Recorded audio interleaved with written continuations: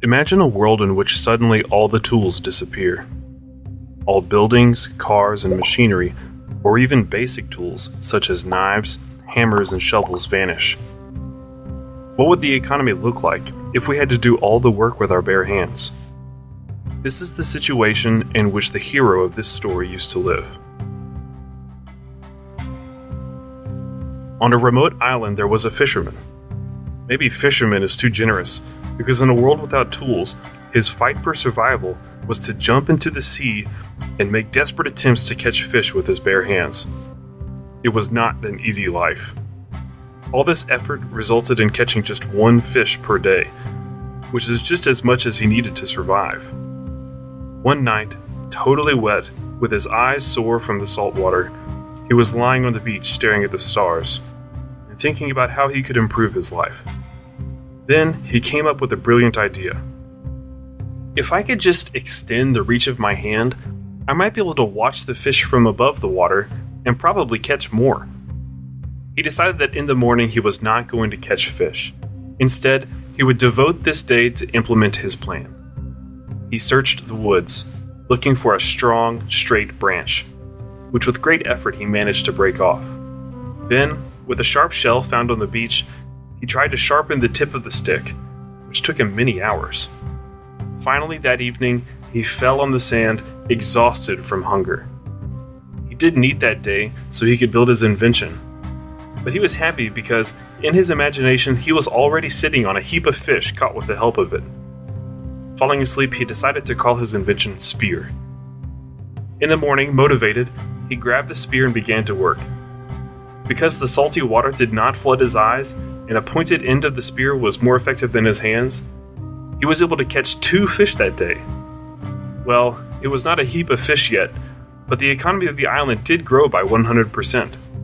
More importantly, it opened up for him many more possibilities. He could now fish every second day, consuming his catch from the previous day.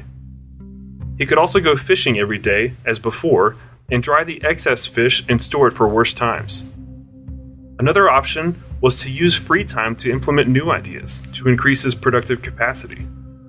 This would result in increasing his wealth and expanding the size of the island's economy. In this story, we come to a simple economic principle. Wealth is created through self-sacrifice and taking risks. The fisherman underconsumed and took the risk that his plan might not work, and that he would go hungry all day producing the spear needlessly.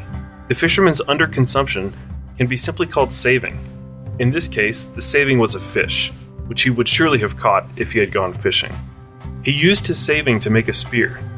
The spear is a capital good, because it is part of his saving, which has no value in itself for the fisherman, but it serves him to get what he really wants. After all, the fisherman does not want to have a spear, he wants to have the fish. Capital is therefore a part of his saving, which he spent on increasing his own productivity. Let's fast forward to our world to illustrate this example in real life. 2 friends got a very well-paying job in a company called Corporation X. The employer offered each of them $10,000 a month. Not believing his luck, one of them, let's call him Prodigal Pete, immediately bought a big house with a garden on credit. The monthly rent amounted to $3,000. He bought a luxury car, also on credit, for which he paid $2,000 a month. Bills for the apartment, the cost of the car use, hiring a gardener, and a cleaning lady amounted to another $2,000. Prodigal Pete spent the rest on eating in fancy restaurants and hanging out with friends, who surprisingly became more numerous after he got the new work. At the end of the month, he had no money in his account left over. Meanwhile, his colleague, Thrifty Tom, knew the story of the fisherman that was told in his family for generations. After getting a job, he rented a medium-sized apartment, for which he paid $1,500, because he thought that currently the apartments were too expensive to buy, so he decided to wait for a better opportunity. His monthly ticket for the subway cost $100. The other bills for the apartment amounted to $400. Thrifty Tom also liked to dine in restaurants and meet his friends, but he decided that for his entertainment he would spend no more than $500 a month. Most days he ate meals at home, trying not to waste food, which cost him another $500. This way, Thrifty Tom could save $7,000 every month. Years passed and Pete was laughing at Tom. He used to say to him, "Get a life, man. Stop being a Scrooge." Or, "How's your car?" "Oh, sorry. I forgot you were still using the subway." Tom felt upset because he dreamed of a big house with a garden and a luxurious car. But common sense took precedence over whims. He invested his savings in various projects. He opened a small shop in the area, where he hired one employee. After paying for all the costs, his profit amounted to $1,000. Still, however, he did not increase his spending. After some time, he opened a restaurant, from which he drew profit of $2,000.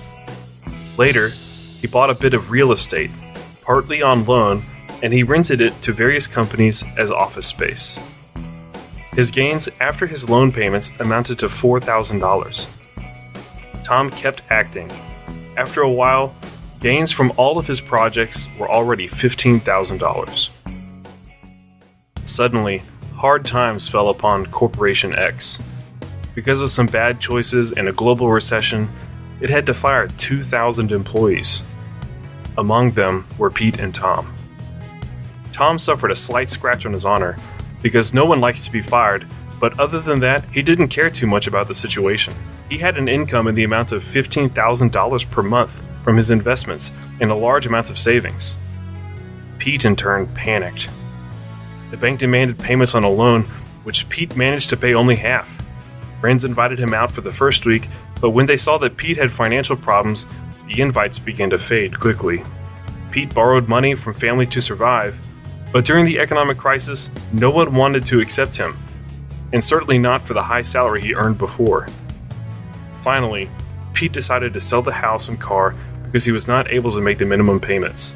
The value of the car, although it was in perfect condition, fell dramatically because it was a few years old and no one wanted to buy it because people kept their money uncertain of their future. The house lost its value because Pete bought it at a time of great prosperity and high availability of cheap credit, which pumped up the prices of the property. As a result, it turned out that the market price of his home and the car were as much as the value of the loans, which Pete still had to pay.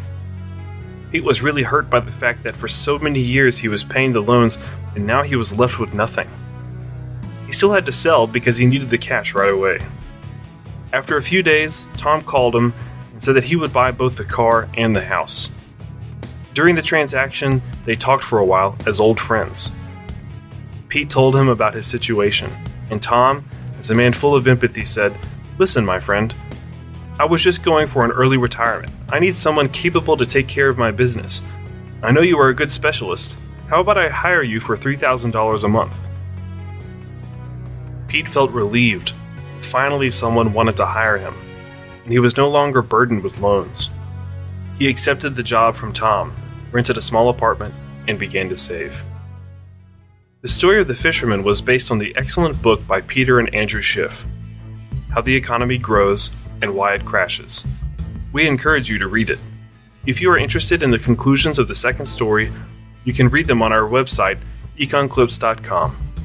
I encourage you to subscribe to our YouTube channel and like our Facebook page. You can find links in the description below.